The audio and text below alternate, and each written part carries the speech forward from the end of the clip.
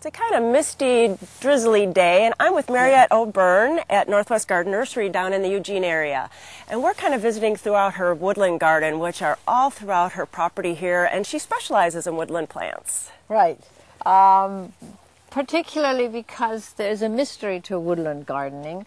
There are surprises coming up every year, and we want to show the plantings you can do starting in early spring with all the bulbs.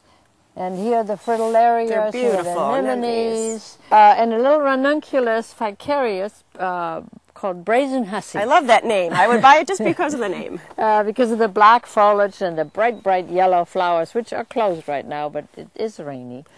All these plants will be gone by midsummer. There are many, many other plants here underground that you don't see yet, and those will take over later on. So we have a layered garden. This way we can plant all the trilliums, the trout lilies, and all these little things, and enjoy them for a time, and then not have a bare spot, but have a second group of plants growing. Which is cool for people that love to collect, because you can put even more plants in. Right, exactly.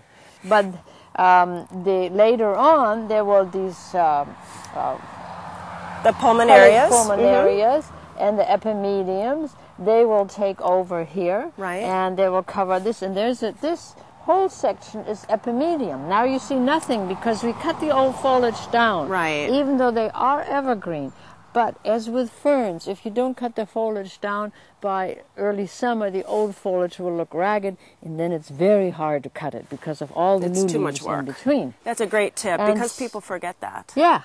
And so now if you cut it down, now the new foliage, if you can see here, it's so fresh. The flowers are just coming up through the other plants. And eventually this will be solid epimedium, all the solid foliage, which is very pretty. It has sort of rosy tints in spring, and in wintertime it turns a very dark maroony black color. That's beautiful. So the epimediums give a lot of pleasure for a long time. So people really have to come down and visit your garden a couple times during the growing season just to see all the different stages. Yes, people do come down at various seasons, and they usually say, "Oh," when they come in spring, "I didn't know you had so many hellebores." Oh, you because have tons. They disappear. I mean, they're there, the leaves are there, but they're totally upstaged by other plants.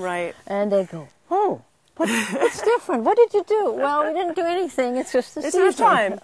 Well, thank you so much for having us down, and we'll be back probably in just a few weeks and see another part of the garden. Thank you.